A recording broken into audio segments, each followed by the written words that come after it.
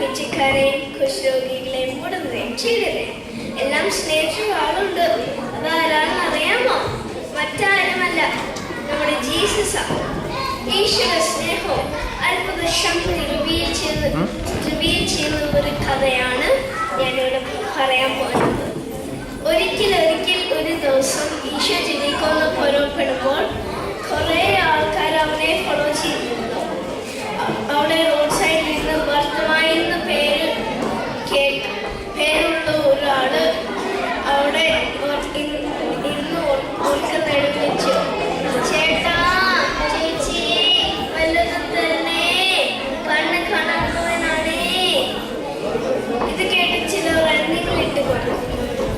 ബർത്തമായി ഇങ്ങനെ ഭിക്ഷയാചിച്ചിരിക്കുമ്പോൾ നസ്രായനായ യേശു അതിലെ വരുന്നുണ്ടെന്ന് ആരോ പറയുന്നത് കേട്ടു.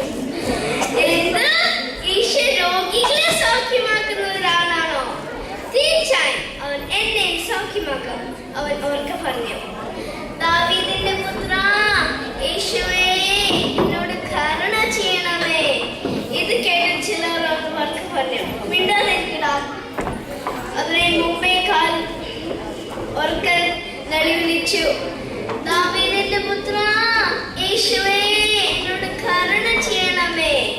ഈ പ്രാവശ്യം യേശു ബർത്തമയുടെ നെടുവിളി കേട്ട് മനസ്സലിഞ്ഞ് അവിടെ നിന്നു. അവനെ ബർത്തമയുടെ മുമ്പേ വർക്ക് പറഞ്ഞവനോട് പോയി പറഞ്ഞു, അവൻ എൻ്റെ അടുക്കൽ കൊന്നു വന്നാട്ടെ. മുമ്പേ വർക്ക് പറഞ്ഞവൻ ബർത്തമയുടെ അടുത്ത് പോയി ചെന്ന് പറഞ്ഞു, എന്ത് ഈശോ എന്നെ വിളിക്കുന്നു? ബർത്തമായി സന്തോഷത്തിൽ വീർപ്പും മുട്ടി അവന്റെ പുതുപ്പെല്ലാം വലിച്ചെറിഞ്ഞ് ചാടി എണീറ്റ് തപ്പി തടഞ്ഞ് ഈശോയുടെ ചെന്നു. ഈശോ അവനോട് പറഞ്ഞു, മകനെ, ഞാൻ നിനക്ക് എന്ത് നൽകണം? റബ്ബി, കാഴ്ച തരണമേ. ഇത് കേട്ട് ഈശോ മനസ്സറിഞ്ഞ് അവനോട് പറഞ്ഞു, പോകൂ, നിന്റെ വിശ്വാസം നിന്നെ രക്ഷിച്ചു. അത് പറഞ്ഞതും ബർത്തമായുടെ കണ്ണുകൾ തോർക്കപ്പെട്ടു. ഹായ്, എന്തിനു മനോഹരമായിരിക്കുന്നു, എനിക്കിപ്പോ എല്ലാം കാണാം.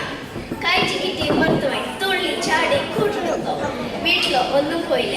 പിന്നെയോ ഈശോ അനുഗമിച്ചു. പ്രിയ കൂട്ടുകാരെ, ഈശോ നമ്മുടെ ജീവിതത്തിൽ എത്ര നന്മകൾ ചെയ്തിരിക്കുന്നു. കാഴ്ച കിട്ടിയ ബർത്തമായി നന്ദിയോടെ ഈശോനെ അനുഗമിച്ചതുപോലെ നമുക്കും ഈശോനെ അനുഗമിക്കാം. അപ്പോൾ ഈശോ നമ്മളെ അനുഗ്രഹിക്കും. നന്ദി.